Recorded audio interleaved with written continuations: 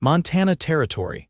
Late spring of 1879, the wind carried the scent of thawing pine, and far off smoke the morning Bonnie Deering ran from the house where silence had kept her breathing. She did not look back. Not at the porch where her father's boots had thudded like thunder, not at the cracked window she had stared through for 19 years, not at the fields where nothing but fear had grown. She kept to the hills, her skirts muddy, her throat burning from the cold air. She had packed nothing. There had been no time.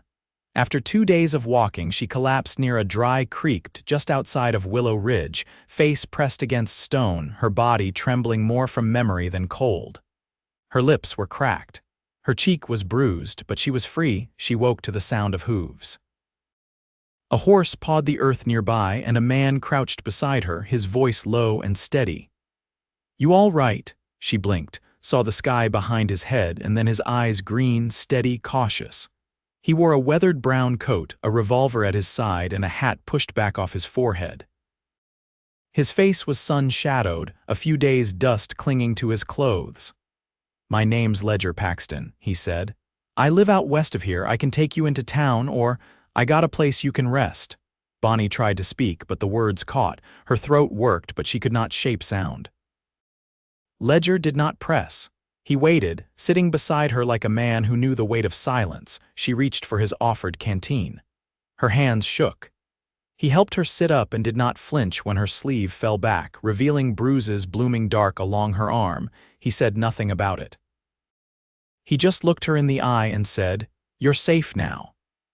That was the first time anyone had said that to her, and she believed him. Ledger's cabin sat in the crook of a wide valley with a wooden fence that needed mending and a barn that leaned a little to the right. There was nothing fancy or grand about it, but it was quiet, and the air smelled like pine and horses and coffee. He gave her the spare bed and let her rest. He did not ask questions the first day or the second. It was on the third day, when she wandered outside barefoot, that he spoke again. "I do not know what you came from," he said, leaning against the porch rail, "but I know what it looks like when someone is carrying something heavy." Bonnie stood in the grass. Her eyes were rimmed with red, but she looked calmer than before. "I never laughed in that house," she said quietly.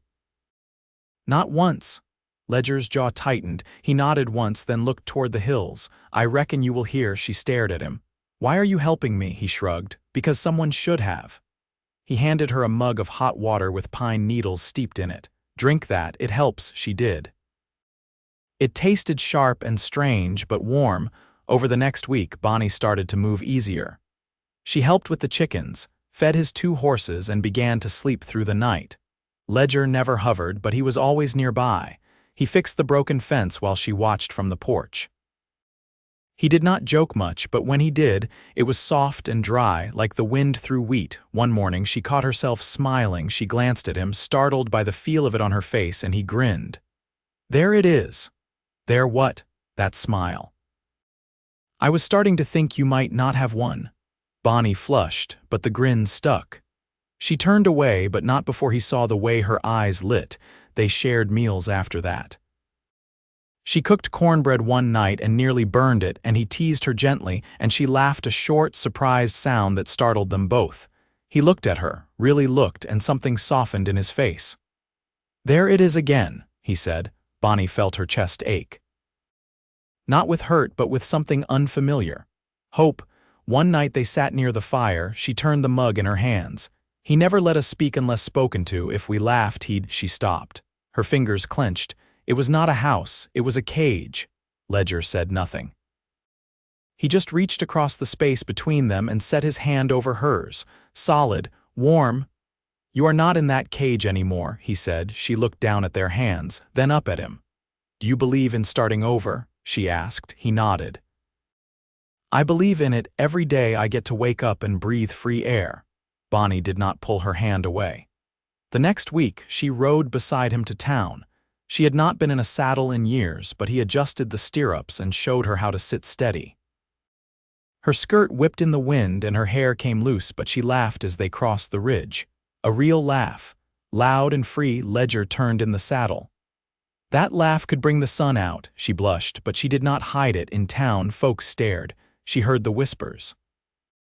"That is Ledger Paxton. Lives alone, keeps to himself.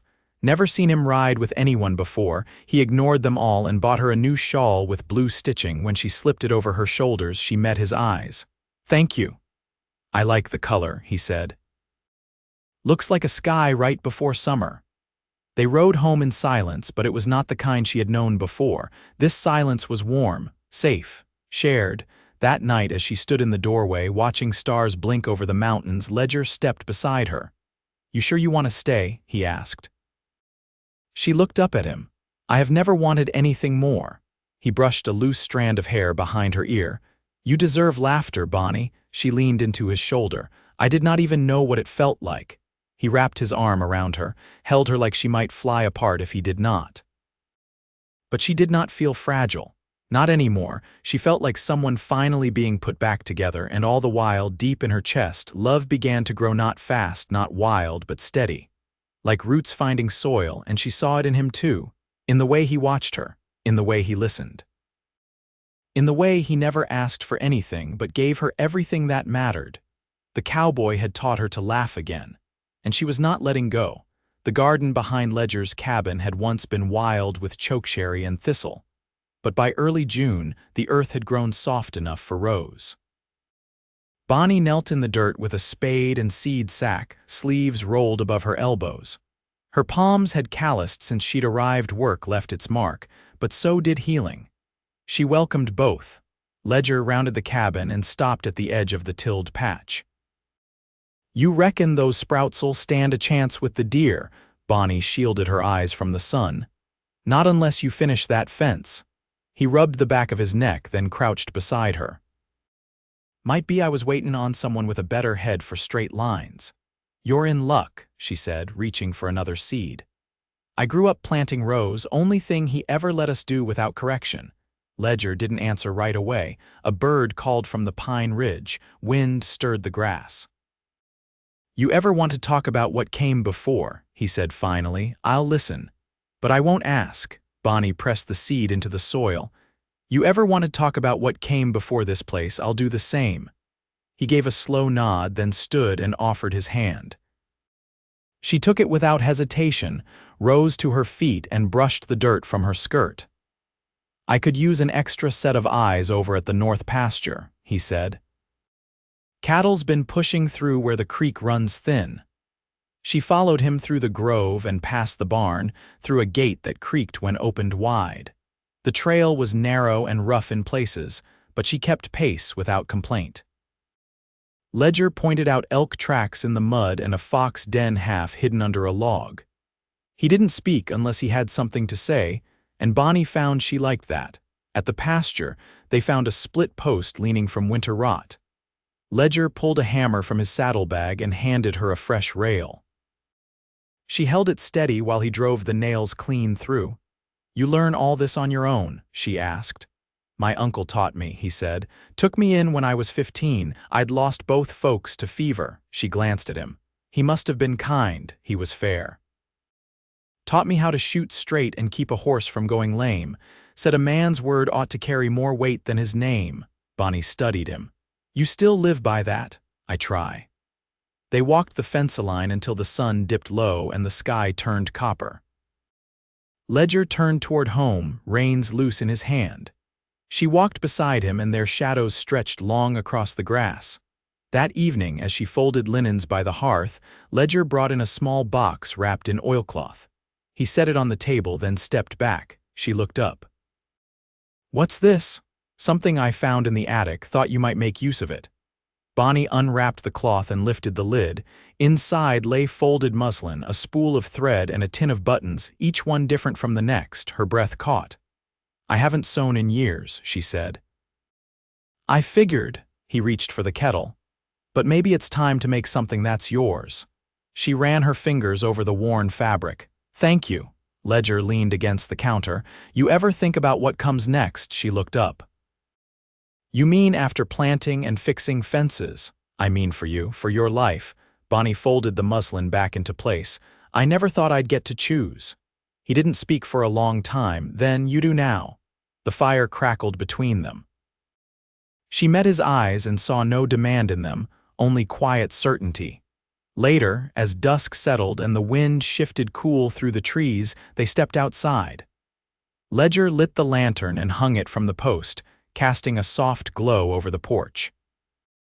"You ever learn to play?" he asked, nodding toward the harmonica resting on the rail. She shook her head. "No, but I used to hum when I was alone, quiet so he wouldn't hear." Ledger picked up the harmonica and played a slow, low tune, something mournful but not broken. When he finished, Bonnie didn't speak. Instead, she began to hum, soft and steady, letting the melody wind around them like smoke. He watched her, not with pity, not with expectation, with awe. She stopped, flushed. "I don't know what that was." "Sounded like a start," he said. She turned toward the trees. "I'm scared sometimes, of feeling too much, of getting used to this." He stepped beside her. "I get scared too, that one day you'll decide you don't need this place or me in it." She looked at him then. "I don't want to be anywhere else." Neither of them moved. Ledger reached for her hand, slow and sure, and she let him take it. The sky above them deepened into stars. And for the first time, Bonnie didn't brace herself for silence. She leaned into it. Let it hold her. Let him hold her. Because this quiet wasn't empty, it was full. By late June, the days stretched long and golden. Heat shimmered above the fields, and the pine trees whispered more than they moved. Bonnie had taken to tying her hair back with a scrap of calico while she worked, and Ledger had stopped wearing his coat altogether, sweat darkening the collar of his shirt by midday. She was stitching a curtain for the west window when he came in with a shallow cut on his palm, bark and sap clinging to the edges. "What happened?" Bonnie set the needle down and crossed the room. "Elm split at the base," he said, settling on the bench near the hearth. "Should have stepped back sooner, but I thought I had another second." She knelt beside him and took his hand without hesitation. "I'll clean it. Sit still." He didn't flinch as she poured boiled water over the wound and pressed a strip of cloth against it. He watched her, quiet as always, but closer than usual. "You ever tend injuries before?" he asked. She nodded. "My brother fell through the ice once when we were small, cut his leg on the way in. I kept pressure on it till the bleeding stopped." Her voice thinned. "He died the next winter." Ledger's fingers curled slightly in hers. She bound the cut, then looked up. "You never talk about friends or neighbors. Do you see anyone?" "Not often," he said. "Most of the men I knew moved on or buried themselves in something they couldn't climb out of. I reckon I stayed because I was tired of running." Bonnie smoothed the edge of the bandage. "You think you'll stay here always?" "I did," he said. "Now I think less about always, more about next season, next thaw." She leaned against the bench beside him. "I used to measure time by how long he went without breaking something. A plate, a promise, my ribs." Ledger didn't speak, but his hand found hers again, unasked. She leaned her head against his shoulder. "I want to learn how to live without listening for a bootstep." "You already are."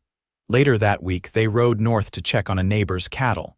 The man, Elijah Ward, was past 60 and walked with a stoop, his wife long buried and his children scattered. He greeted Ledger with a half grin. "Thought you'd given up on company," he said, eyeing Bonnie with mild curiosity. "Didn't have the right company till now," Ledger said. Bonnie helped Elijah's daughter-in-law with the washing while Ledger and the old man walked the fence. The woman, Maribeth, glanced at Bonnie's hands as she wrung out a shirt. "You married?" she asked. Bonnie shook her head. "No," Maribeth studied her a moment. "Ledger's good, quiet but steady. He don't drink, don't gamble." "You planning to stay long?" "I haven't thought about leaving," Bonnie said simply. Maribeth smiled. "Then you'll be welcome. You know how to cook for a crowd. I can learn." That evening, Ledger and Bonnie sat beneath the stars on Elijah's porch, passing a jug of cider between them. Bonnie's head rested against Ledger's knee, her eyes half-lidded. "You always ride to help neighbors," she murmured. "Only the ones who remember my name," he said. She tilted her head to look at him. "And me," he met her eyes. "I remember everything about you." Under the moonlight, she reached up, touched his jaw. "I want to stay, not because I'm afraid, but because I want to wake up here." "You already do." "No, I mean it. I want a life, a garden, a table with 2 chairs." He brushed his thumb along her temple. Then we'll build it. She sat up, slid her hand into his. I never thought I'd be wanted. You were always worth wanting. She kissed him then, slow and certain, the air warm around them, the earth solid beneath. And when they rode home the next morning, dew still clinging to the grass, Bonnie carried a folded sack of seed potatoes in her lap and Ledger's coat draped over her shoulders. At the cabin, she stepped inside and looked around at the table, the stove, the bed tucked beneath the window. Then she turned to him. I want to make this mine, with you, he nodded once. It already is. And just like that, the quiet she'd once feared became the sound of belonging. By mid-July, the heat settled deep into the valley, thick as wool and humming with insects. The creek behind the cabin slowed to a thread, and the smell of warm pine sap clung to everything. Ledger spent the early hours chopping wood before the sun climbed too high, and Bonnie rose with him, pulling her boots on before the sky even lightened. That morning, she found him sharpening his drawknife on the porch rail, sleeves rolled to the elbow, jaw tense with focus. She wiped her hands on her apron. I've been thinking about building a root cellar behind the house. Come autumn, we'll need a place to keep food from spoiling. He glanced up, tested the blade's edge with his thumb. There's a stretch of earth just past the cedar, stays shaded most of the day, ground's packed hard, but it'll hold. Bonnie folded her arms. Then let's start before the frost comes too fast. They dug through the clay together, clearing rocks and hauling them by hand to line the pit. Bonnie's palms blistered before noon, but she didn't slow. Ledger offered her his gloves without a word, his own hands already dark with earth. Around midday, she rested against the shovel, sweat streaking her temples. You ever think about what keeps a place whole? Ledger leaned on his knees, catching his breath. Not the walls or the roof, it's the people inside it, Bonnie nodded. Then I want this place to hold. That evening, they sat by the edge of the creek. Bonnie had brought a tin of bread ends and fed them to the fish, watching the water ripple with each toss. Ledger sat beside her, knees drawn up, elbows resting loose. I used to think peace was something other people had, she said. Ledger didn't look at her, just watched the fish dart. And now, I think it's something you build, with time, with care. He reached down, rolled a pebble between his fingers. I never knew how to ask for quiet. I just learned how to live with noise that didn't matter. She turned toward him. What did it sound like? He hesitated. Gunfire, drunken laughter, the kind of shouting that don't mean anything except someone's losing. Bonnie waited, she never pushed. My uncle wasn't cruel, he said. But he was hard. Woke me before dawn, sent me out with cattle I barely knew how to handle, said the world didn't stop for sorrow, so I'd better learn fast or get left behind. Bonnie placed her hand lightly on his. You didn't get left behind, he met her eyes. Neither did you. Later, as the sun dipped low and the water turned gold, she looked at him sideways. You ever think about the kind of family we could be? His throat worked. I think about it more than I say. I want children, she said. Someday. Not now, but when the house feels full enough. Ledger nodded slowly. I'd want that too, a boy with your steadiness, a girl with that fire you keep tucked behind your eyes. Bonnie laughed, not loud, but full. You're not afraid? I've been afraid plenty, he said. But not of that. She leaned her head against his shoulder.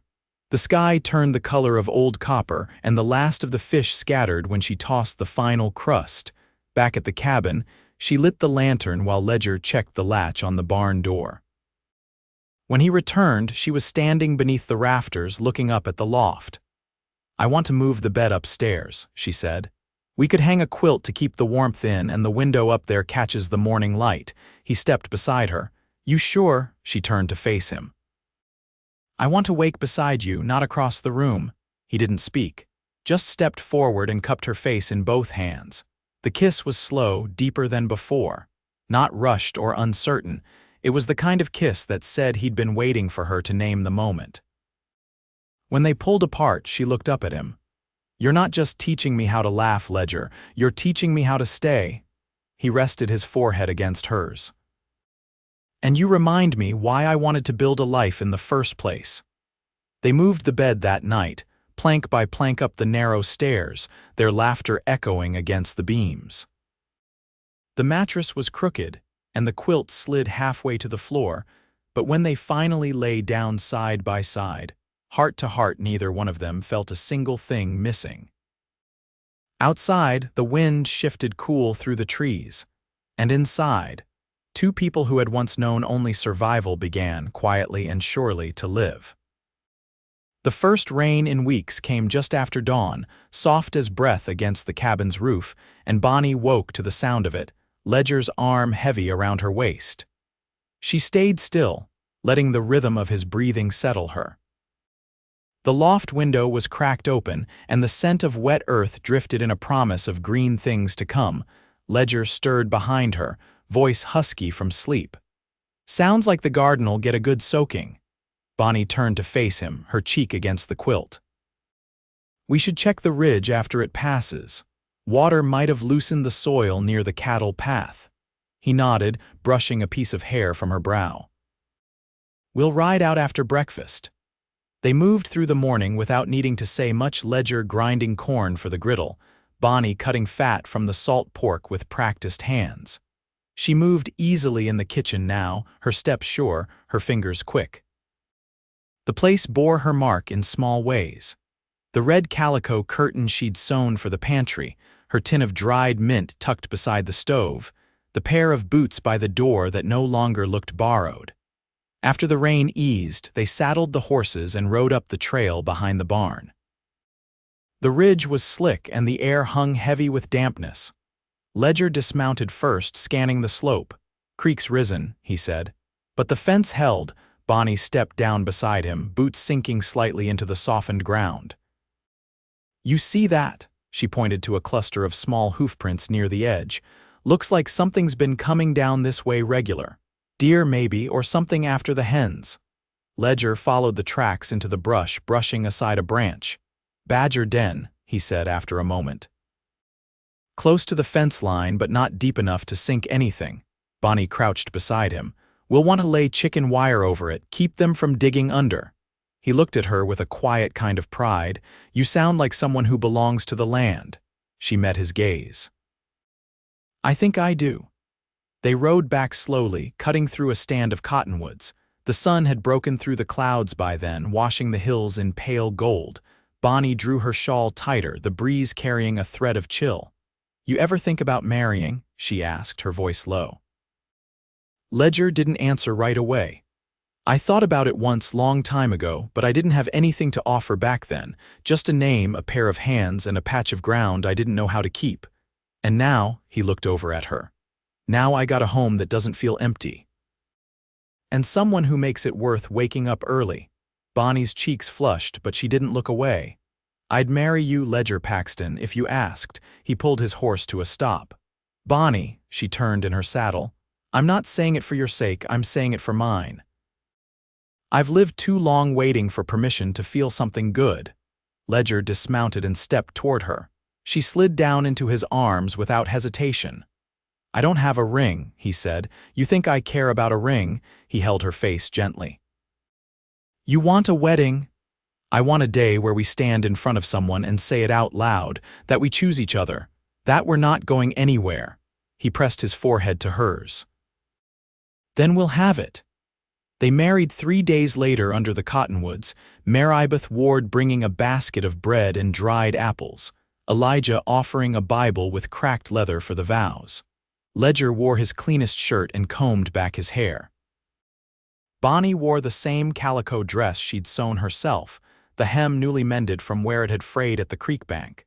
They stood hand in hand, the trees above them stirring in the breeze, and said what needed saying with no more than a few words. "I will," she said, steady and clear. "I will," he echoed, voice rough but sure. There was no music, but Maribeth hummed something soft while they passed around cider and laughter. Ledger kissed her once, long and low, and when they rode home that evening, her hands around his waist, the sky overhead stretched wide with promise. Time moved forward, quiet and full. The following spring, Bonnie stood barefoot in the tilled garden, her belly just beginning to swell, her skin glowing with the soft flush of new life. Ledger came up behind her, arms circling her waist, hands splayed over the small curve. "She's growing," he said. Bonnie smiled. "You think it's a girl," he kissed her temple. "I think whatever comes, we'll raise them in a place that knows love." They built a cradle together, Ledger shaping the wood with care, Bonnie lining it with quilted scraps from old shirts and flour sacks. The root cellar kept well through the winter, and the hens laid steady come thaw. Their lives filled, slow and true, with things they never thought they'd have. Shared chores, warm nights, and the kind of trust that came from weathering days side by side. Years passed, but nothing dulled. The love deepened. Not flashy or loud, but grounded, solid. They grew older beneath the same roof, their hands worn, their backs strong, their hearts tethered in a way no storm could undo. And every morning, before the sun rose full, Ledger still reached for her in sleep, and Bonnie still turned into his arms, both of them knowing they'd found what they were never given before, a life chosen. And in that life, love that lasted.